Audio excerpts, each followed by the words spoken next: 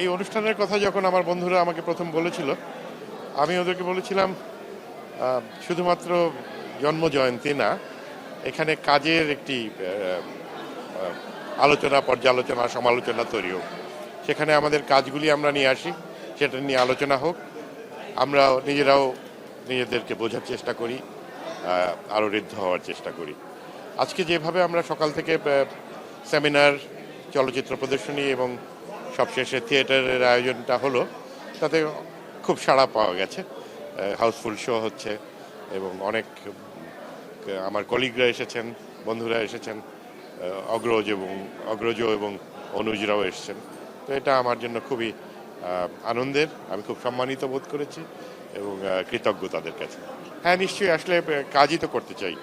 শিল্পীর অস্তিত্ব তো তার কাজে, সে কাজ না করলে তার অস্তিত্বের সংকট হয় আমার মনে হয়। এবং আজকে সকালে আমি বলছিলাম যে জীবন তো আসলে সময় নষ্টের একটা খেলা।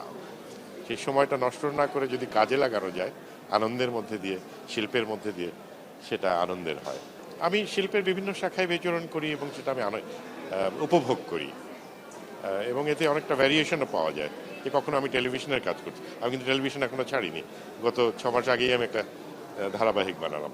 আবার কখনো চলচ্চিত্রের কাজে চলে যাচ্ছি, কখনো মঞ্চনাটকের কাজে আসছি, তখন হয়তো শুধু প্রশিক্ষণ বা লেখালেখি, পাণ্ডুলিপি তৈরি, আমি সবগুলি মিলিয়েই আমার জীবন যাপন করি দৈনন্দিন জীবনের পাশে।